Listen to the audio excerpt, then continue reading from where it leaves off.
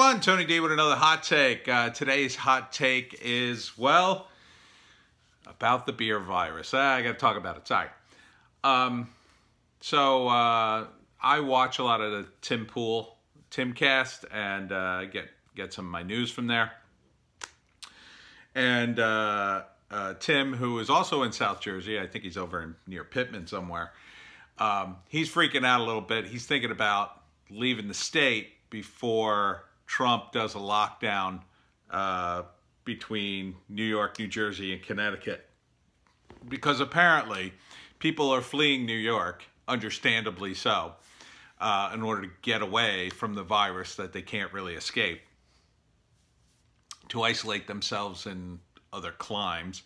And now Rhode Island is freaking out, and they're actually trying to hunt down, it looks like they're trying to hunt down New Yorkers to kick them out of the state, which I don't even think they can do.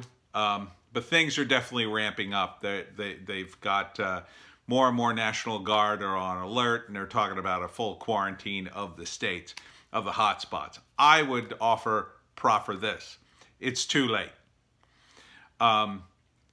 2 weeks. Again, 2-week incubation period.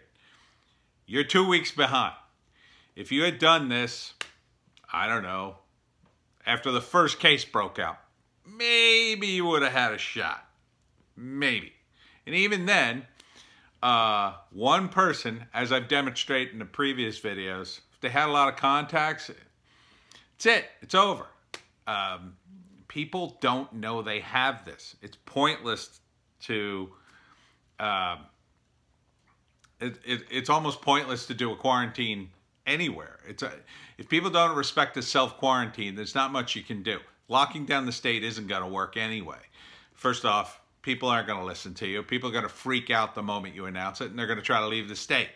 Then what are you going to do? You're going to try to drag them back? In the process of trying to drag them back, the very soldiers that you send to do that are going to get exposed. It doesn't matter.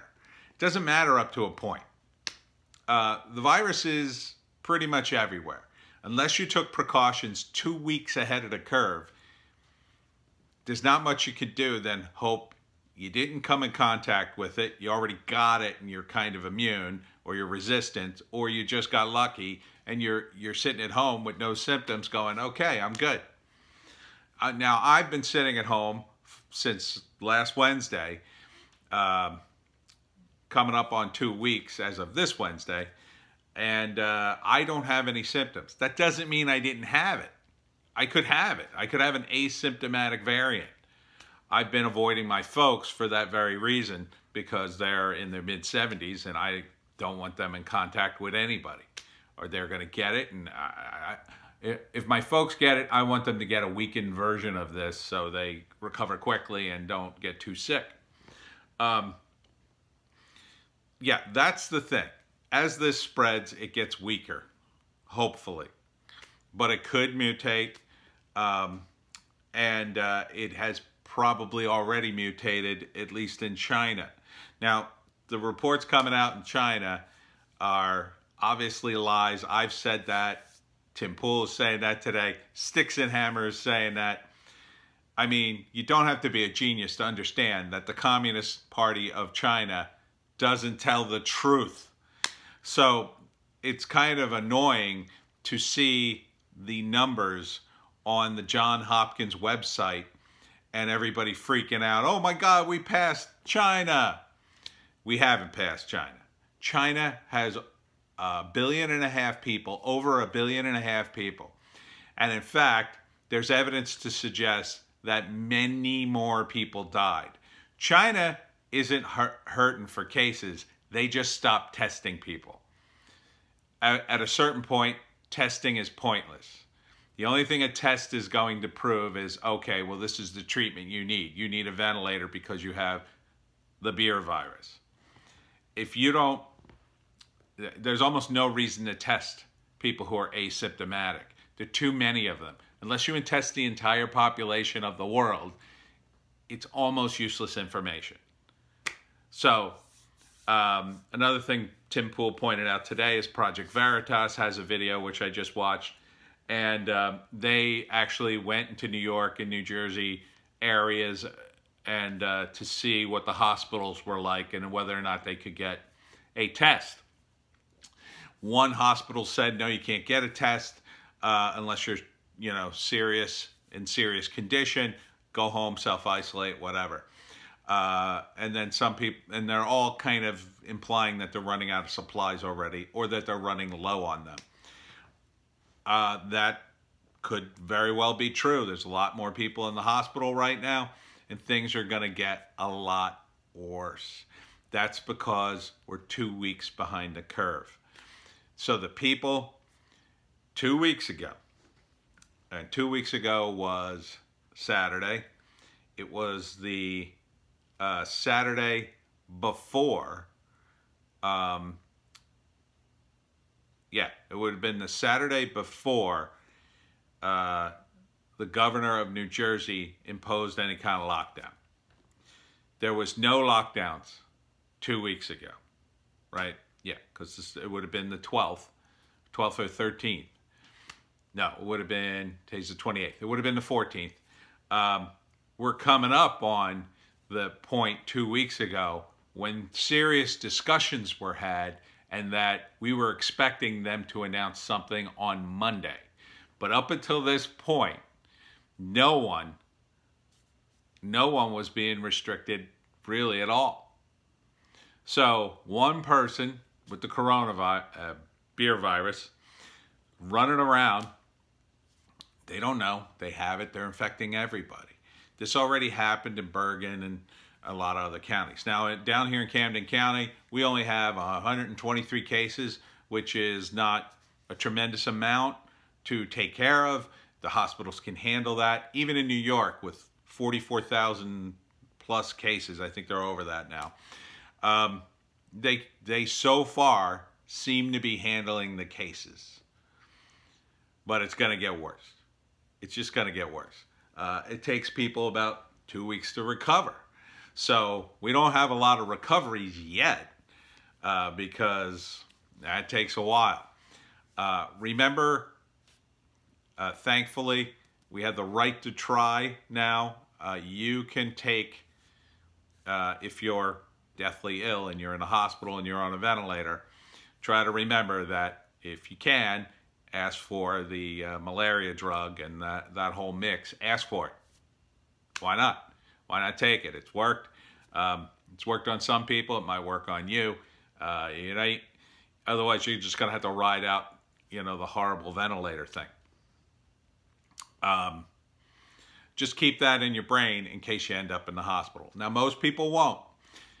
Only about 20% of the people who get this end up in the hospital on ventilators. So don't freak out. Monetarily, there's a lot of talk of worldwide depression. That could very well be true, which is why I suggested you plant a garden. And if you haven't, you should definitely be thinking about it. I'm definitely thinking about it. I don't really have a good backyard for that because there are a lot of freaking animals in my neighborhood for some reason. And I tried to plant a garden before, and the animals literally ate everything. They just ate everything. They ate the dill. I don't know why. The squirrels ate the dill. They're just ferocious around here. I may end up eating the squirrels, quite frankly. But I'm going to try to plant stuff at some point. I have access to some farming knowledge through my dad and probably some seeds.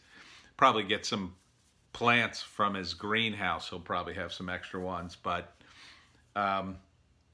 I think I may go with an indoor garden if I can, simply because the squirrels are that ferocious here. And plant some stuff outside. But you should definitely think about planting a garden. You may need it in the coming months if everything collapses. And you may not be able to get any work. You may not be able to get any money. People may just be in their homes, trapped, partly because of the lockdown and partly because, the government just has to put a freeze on things like mortgages and rent, and there'll just be no other way around it. Otherwise, you're going to throw millions of people on the street. But that hasn't happened yet, so don't freak out. Like New Jersey is worse, and New York is the worst. It's the hot spot. Whether or not we can get a handle on the hot spot at this point, that seems doubtful. But the hope is that the virus alone will just sort of start to weaken and die out. And eventually so many people will be infected that hopefully they're inoculated. Now there's rumors coming out of China that people are being reinfected. If so, that's really bad. That's really bad. China has started locking down things again. It may not be the case. You can't really trust what they're saying. But it may be the case that they're getting a second wave because maybe not everybody got sick and people are freaking out and they've been forced to lock down things in order to try to quell disruptions or whatever you want to call it. The big rumor coming out of China is that 21 million people aren't using their cell phones anymore. And the question is, are those people all dead? Did they all die of coronavirus, beer virus? Damn it, I keep saying it. I would proffer that there's definitely a significant amount of people who have died that the Chinese government just covered up and they just killed them. There's another story that they're ordering thousands and thousands of urns, funeral urns. So I would say, yeah, the Chinese government probably killed tens of thousands of people, if not a couple of million. And when I say killed, they just let them die and then, you know, cremated them and then just said, well, your relative's dead, here's your ashes. Because that's what centralized governments do. They didn't have the resources to cure everybody. They didn't have enough ventilators, and that's, you know, what you get. I think it wasn't 21 million, but I think it was probably a very high number. I think the 21 million number is the number, includes the number of people also, for whatever reason, stopped using their phones because the Chinese government obviously could, well, I mean, we have the technology to track you through your phone, and obviously the Chinese government was doing that to make sure you're obeying the quarantine. And if you're trapped in your apartment and you run out of food, but the Chinese government doesn't care if you starve, well, then you need to get rid of your phone and get the hell out of there to get some food, right? So I think that's a large part of it. I think order is probably breaking down in China, or has in certain parts of it. And, you know, people are just trying to survive at this point. Things are going to probably start to break down here a bit. I think right now the National Guard is more precautionary than anything else, anticipating some problems and to help people. We're not at the point yet where the National Guard's going to be a regular thing, but we're probably going to be into this at least for a few weeks. And at some point, you know, food is going to be a problem if the supply lines don't keep up. So far, they're pretty well kept up in this area, at least. I don't know what it's like. I mean, New York's got to be a horror show in terms of trying to get food and whatnot. But if you stocked up, you're good. If you didn't stock up, or you're still going out for stupid little things because you got to have fresh food, you really, really got to start getting used to the idea of a set amount of food every day and just leave it at that. Yeah, you're going to get hungry once in a while, but you may have to just tough it out. You may have to get used to not eating very much in the not too distant future until we get through all this. Worst case scenario, you lose a little weight, and you know, that's not necessarily a bad thing for people in America, right? So don't freak out. Again, freaking out, panicking, you know, it's not the thing to do. Tim Pool's thinking about leaving the area, moving back with his family.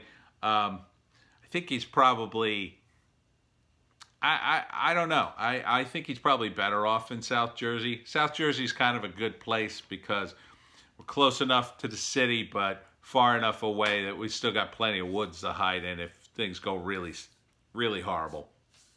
Plus, we're in an area with plenty of water, and farms, and that could be a key component if things really start to break down.